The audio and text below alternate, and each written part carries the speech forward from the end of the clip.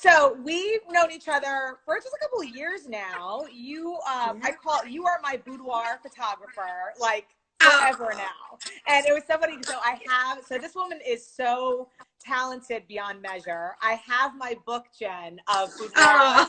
When we do the photo shoot of the boudoir pictures, we will not be opening this book. Sorry, I'm changing some things around here. The photographer in me is like, this is not looking good. Yeah, no, go ahead. Yeah. But I'll keep talking while you set up. So Jen is my boudoir photographer. She did amazing photos of me.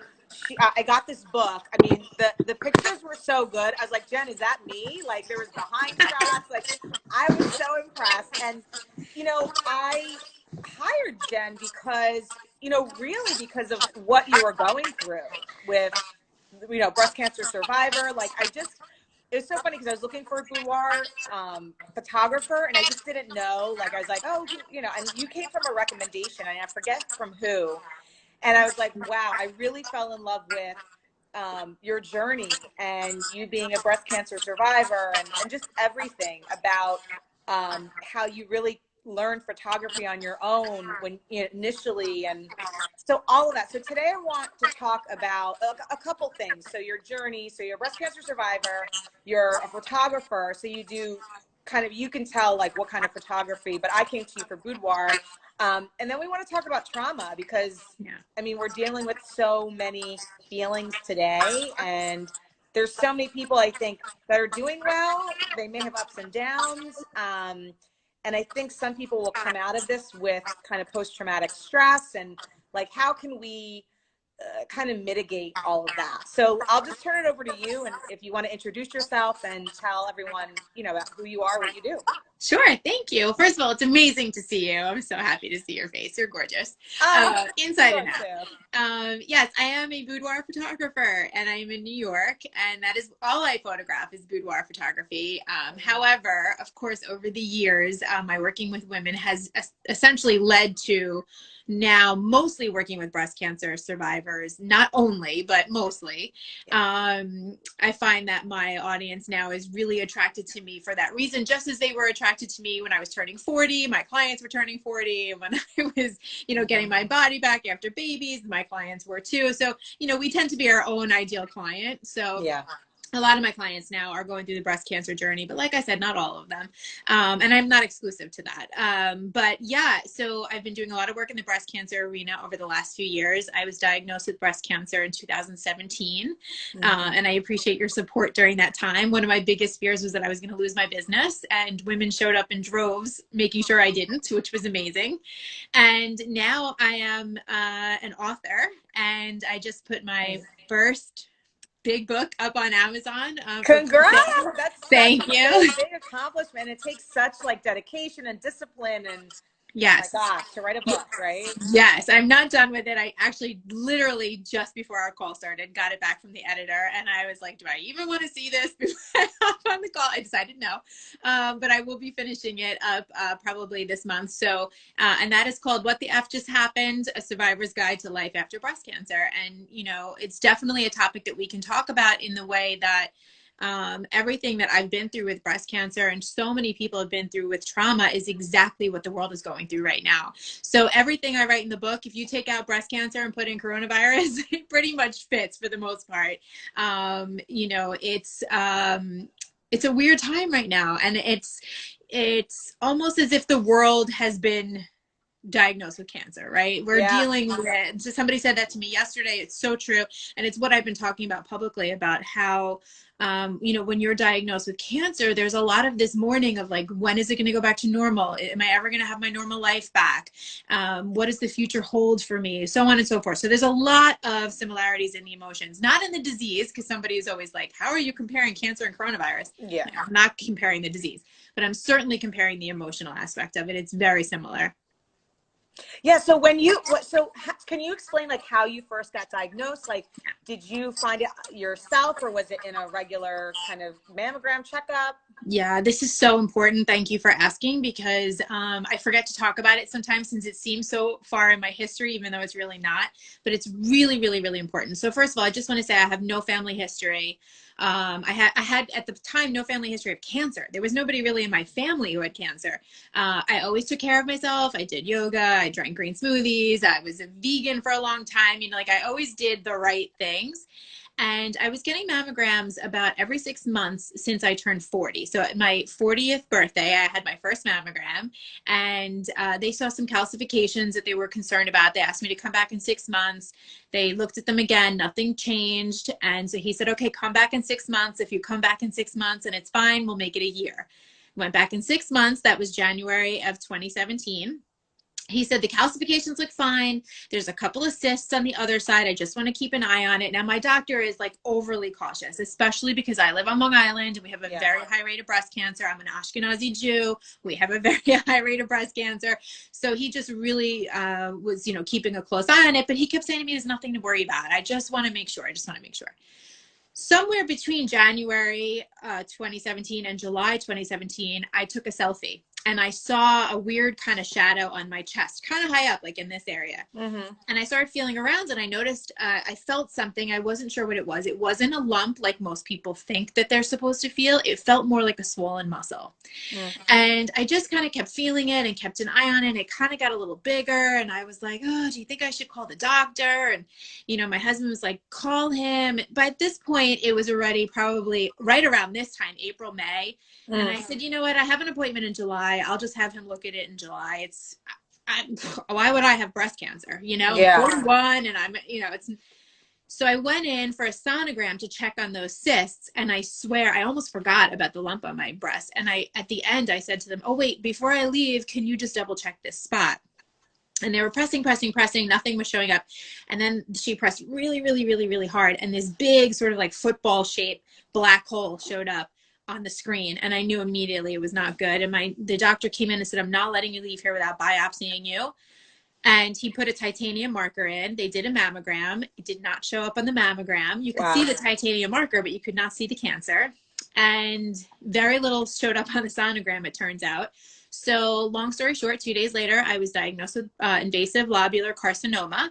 And for those who don't know, there's two types of breast cancer. There's the lobular and there's ductal. So it depends where on your breast it is.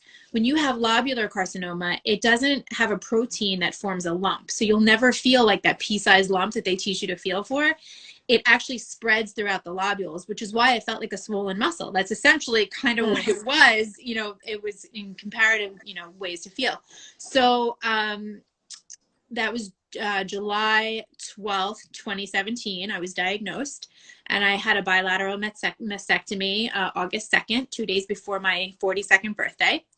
And I've had 2 reconstructions, and I need a third. It's still not right, but you know, one day at a time. And I had 8 rounds of chemotherapy. Wow. And here I am. So let's talk about your journey and your process, right? Because we're talking about like trauma and, you know, a coronavirus or anything that people are going through. How did you deal with that? Like mentally, were there certain things you did like in the beginning or in the middle process? Like any mindset, any physical, like, can you give any tips or that worked for you that just helped you through the process? Because I'm sure it was like probably shocking at first, right? It still is. There are days where I'm like, wait, did I really have breast cancer? That's crazy. How did I get breast cancer? I still am like, what? But here's the thing. What I compare what we're going through now to is the process of treatment, right? When I was in treatment, when I found out that my life was being threatened and I was in treatment and surgeries and whatnot, I was in survival mode. I didn't know it at the time, but I was like, there's no option here. We're going to be okay, because what is the other option? And we're going to do whatever it takes. And, you know, it takes a certain level of disconnect from what's going on to be able to put yourself on an operating room table and say, take my breasts. It takes a certain amount of that same I don't want to say it's a disconnect, because you're certainly not disconnected. You know what's going on, but there has to be like almost a mental disconnect to say, hook me up to this poison 8 times in a row, even though it makes me feel crappy. You know, there's a certain amount, your body can't process that. Your body is just saying to you in your mind, just live. We need to do this to live. This is what we're going to do. This is what we're going to do. Yeah. And I feel like that's where we are right now. For me, and I'm not saying that in those times, sadness or depression or anything like that didn't exist. There were moments of that. There were moments of extreme gratitude, of happiness. There were moments of lots of mindset work, training my brain not to go to negative places. It wasn't healthy for me at the time. It's still not healthy. Yeah. But during that time, you're in survival mode. What I didn't know was that when the survival mode stopped, everything was going to fall apart. For me. I'm not saying it's true for everybody, but it's for me. And that's what I wrote the book for, basically, is the period of time after cancer. And I do believe that we are going to go through a little bit of that when we start getting released back out into the world. Because what happens is you don't recognize your life. Like when I was set back into the world after cancer, yeah, I had my kids, my husband, my house, my job, but all of a sudden things just looked totally different. My perspective was different. My needs were different. The way people treated me was different. You know, everything was just different. And that's really when I started feeling the depression and the helplessness. And that's when the mindset work really had to come into place, because I'm telling you, I mean, you know me well enough to know I'm a pretty upbeat person. I'm a pretty upbeat person. I had never had a suicidal thought in my life until after cancer. Wow. And I remember laying in bed one day and just saying, I'm done. Like, I don't want to do this anymore. I don't want to put my family through this anymore. And I thank God I had a little voice in my head that said, pick up the phone and call somebody right now, because this is not okay. And I called my doctor. Why do you think it came afterwards? I just think that that's the time. Once you're out of survival mode, all of a sudden you say, what the hell just happened? Yeah. You first start processing what everybody else has been processing the whole time. You first start going, oh my God. You know, it's like when you get into a car accident, right? Yeah. You go through the car accident, you go, it's okay, I'm all right, everything's good, and I'm fine. And then all of a sudden it starts replaying in your head. And if I had only swerved a second sooner, or if I didn't take that way home that day, this wouldn't, you know, there's a lot of things that happen afterwards that the mind just plays games on you. And for me, there was a lot of things I realized I wasn't happy with in my life. And it was a lot of change all at once. And it almost, like, I look back sometimes and I think, did I have like a breakdown? I'm not really sure. I don't think it was. I think it was just everything needed to change. It's like a tornado. I talk about this in the book. It's like a tornado. When you hide underground and then you come out and you recognize your house, but your bathtub is over there and your front door is over there. The house is there. It just doesn't look like it looked before. So how do you live in it? You can't. Mm-hmm. And it was the same thing. It was the same thing here. And right after I had finished my cancer treatment, about a year after, which doesn't seem like that long, but it seems like long, but it's really not that long in the cancer terms. A very, very, very close family member of mine got diagnosed with cancer. And that just threw me over the edge. I was like, you know, so I would go with him to doctor's appointments and then say, okay, I'm going to go down the hall for my appointment and I'll be right back. And he was hospitalized last April, actually, for most of the month, and I stayed with him. And talk about PTSD. I mean, I'm still going through my stuff and dealing with his stuff at the same time. And I'm being vague about it just because he asked me to talk about it. But I just remember being in the ER with him crying. And he kept saying to me, I'm going to be okay. I don't know why you're crying. And I'm like, I'm not crying because of you. I'm crying because I hate my life. I don't know what I'm doing. You know, it was just like, I couldn't even hold in the tears anymore. But it came after, because it couldn't have come during.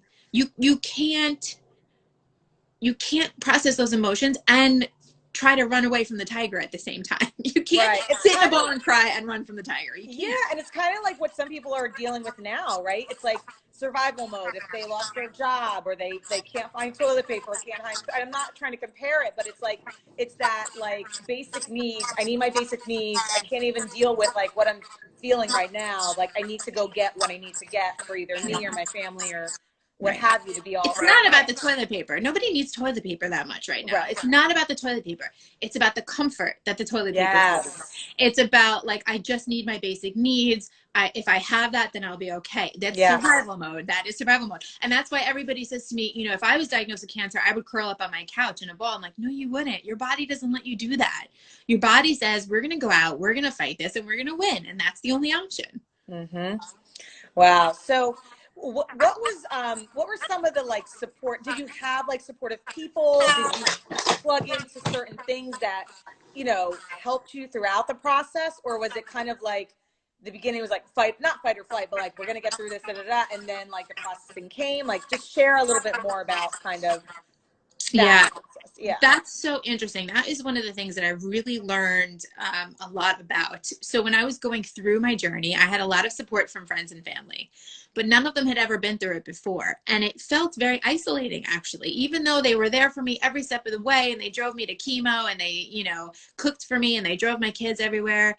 I still felt very lonely through the process. And the reason is because the people that love you are going through their own process with this. And so they don't want to worry you. They don't want to say to you, I'm upset today, or it's hard for me to see you this way, or whatever. And you don't want to worry them. So you say, no, it's okay. I'm not in that much pain, and I'm not feeling super nauseous, even though you are.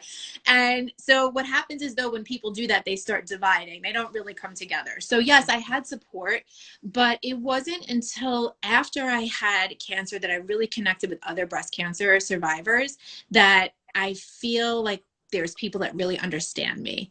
And, you know, there's even like, I see a wonderful therapist, but she's not a cancer survivor. And I tell her all the time, like, no, you don't get it. I know you're trying to, I know you have empathy. I know you, but you just don't understand unless you've been through it. And that is just, it's not to their fault. You know, I hope that they never understand it, but there's a different level of understanding. So yes, I have wonderful support, and I hope that I'm wonderful support for them also. But at the end of the day, I had to find my people. You know, I had to find the women that could really understand what it's like. Yeah. So I guess going through what we're going through right now, right? Like you said, like, you don't want to compare it to cancer, but it's, you know, a lot of the similar emotions, right, come up. So what would you say, like similar emotions, like obviously the survival mode, right? Yeah. And is there anything that helped you that you could tell people that may help them, it may not, like, but it helped you during your survival process and the process? So the piece of advice that I would give is that if anybody's not familiar with the 5 stages of grief, they should be right now, because we are going through it in the moment, even if you don't realize you're going through it. And I can look back at my journey and realize, wow, there were certain moments that I was in different stages of that grieving process. There is a grief in this. There is a loss, not just a loss of life, because, which is awful. Yeah. And some people are compounded, right? They're going through this journey and loss of life. That's horrible. Loss of job, loss of security. But there is a grieving process that our lives, the way we knew it, are never going to be the same. It doesn't mean they're not going to be better. It doesn't mean that, you know, it's not going to get back to some sort of normal. But the truth of the matter is, it's never going to be the way it was before. And, you know, I have a wonderful life, but I still think about cancer every single day. So, you know, it's never going to go back to that carefree feeling that we had before. So if you're not familiar with the 5 stages of grief, hopefully I can remember them all. It's denial. I already lost it. Well, there's bargaining, there's depression, there's acceptance, and I'm forgetting the second one right now. Blame it on the chemo brain. Yeah. But the point is that these 5 stages of grieving are things that we're going to go through, and they're not linear. So I don't know if you're feeling this right now, but there are days where I'm feeling depression. There's days where I'm feeling denial. Like, this isn't really happening. This is crazy. There's days I feel very peaceful, and I feel like I'm in acceptance about it, and this is what is happening. It's okay, and I'll deal with whatever comes my way. There's days that anger is the second one. Sorry. There's days I'm angry. The politicians aren't doing the right thing, and this one's not doing the right thing. And then there's days where I'm bargaining, which is like, well, what if we had just, you know, taken this seriously a month earlier? Maybe then I would be at work right now, or, you know. And so we're going through these stages. The most important thing to know is that there has to be an acceptance at some point. And in addition to acceptance, I would say there needs to be a surrendering. We really need to understand what we can and what we cannot control right now. And if you're spinning your wheels trying to control things that you can't control, you are just stressing out your body. And when you do that, your body is either in ease or dis-ease. And if you're in dis-ease, put that together. It's disease. And that's how people get sick. That's how they get ulcers and high blood pressure and cancers, so on and so forth. And going, you know, kind of taking this full circle, my life was in dis-ease before I was diagnosed, which is why afterwards it was such a, you know, can I say shit show? Yeah. It was like a shit show because I was like, well, I'm back in this diseased life and I can't physically live this way. So there's a lot of people that are also struggling with that right now. You know, they're in a quiet time. They're not using busyness to numb themselves. And a lot of these feelings come up, and a lot of people are in dis-ease right now. And we have to be careful about that. Yeah.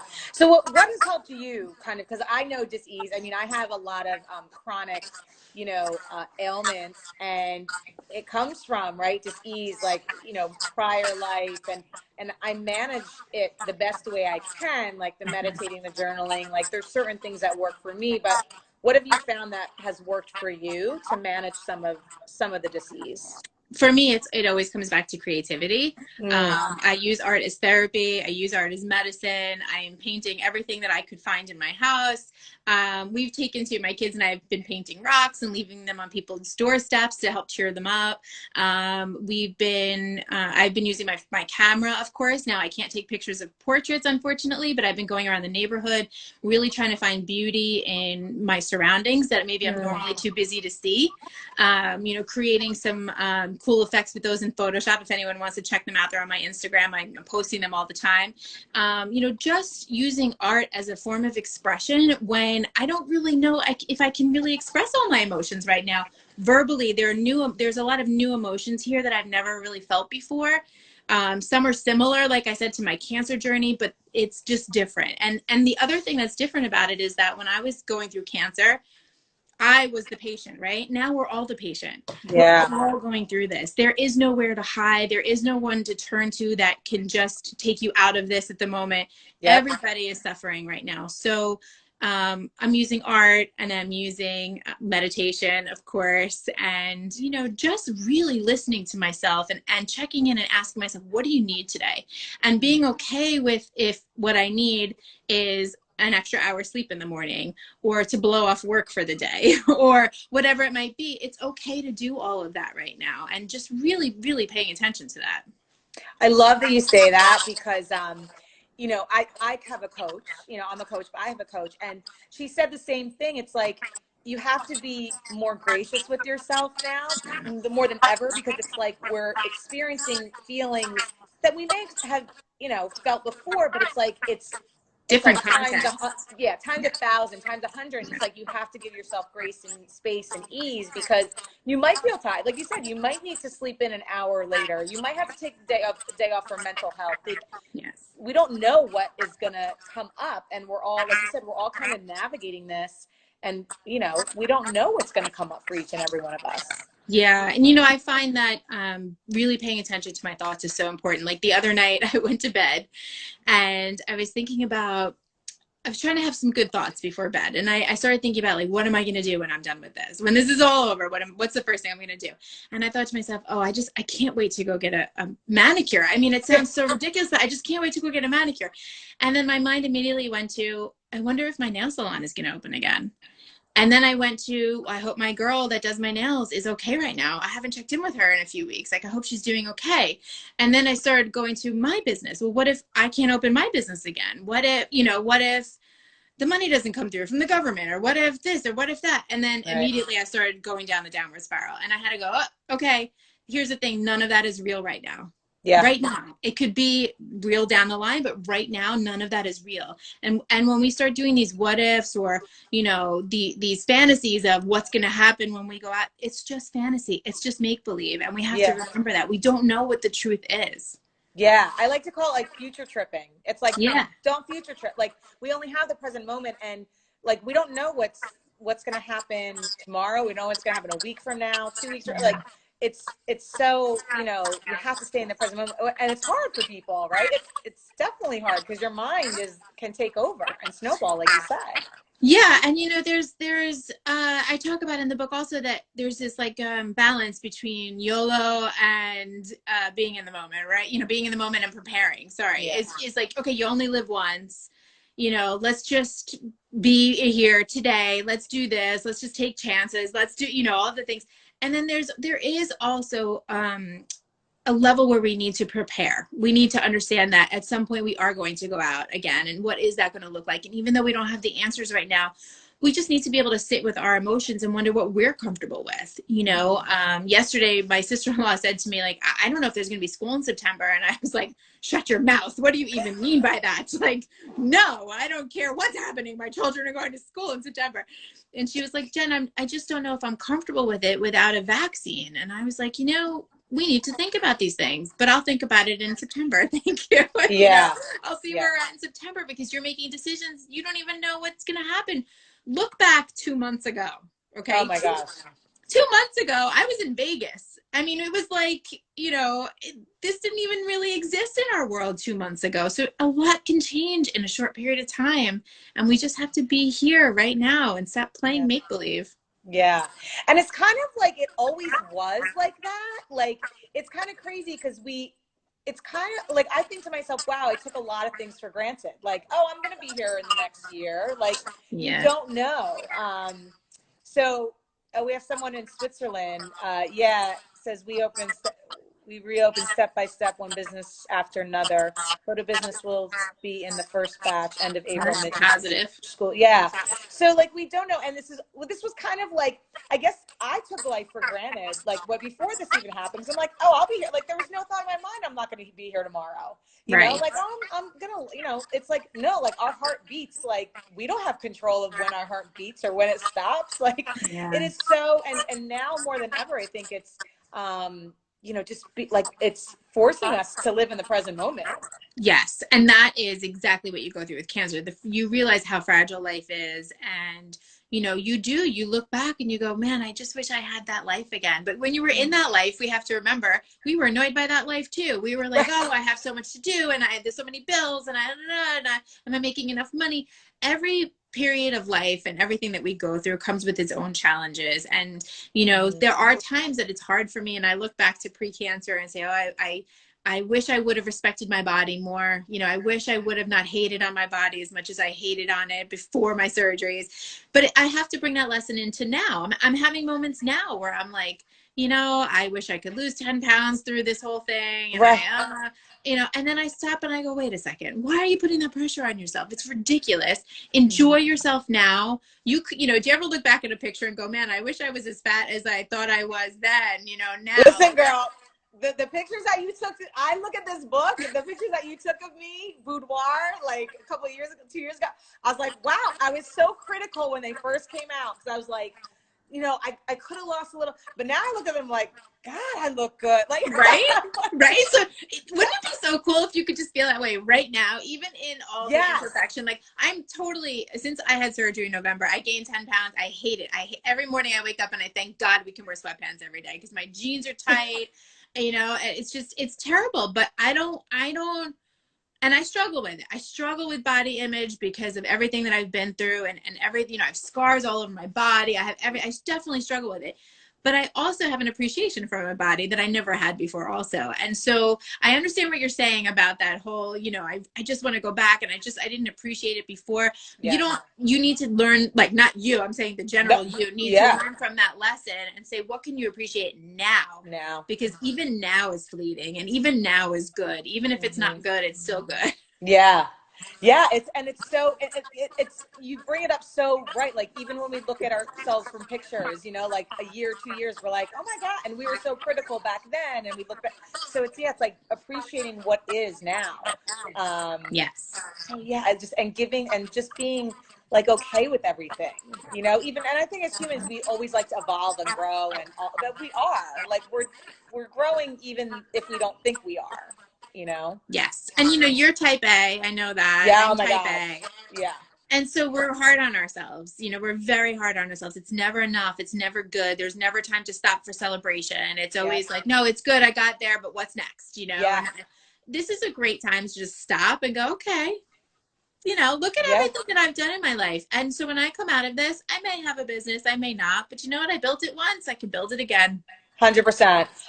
And that's like what business owners and entrepreneurs, like that's who they are, especially creatives. Like, yeah, if you're navigating through this time, you're gonna, and you've done, and I like to say, like, all the struggles and like, we've made it this far, and everyone's struggled with something, you know, cancer, disease, bankruptcy, you know, loss of a marriage, loss of a child, like loss of, you know, of maybe yeah. family members or friends. And it's like, you've made it this far. It's like, we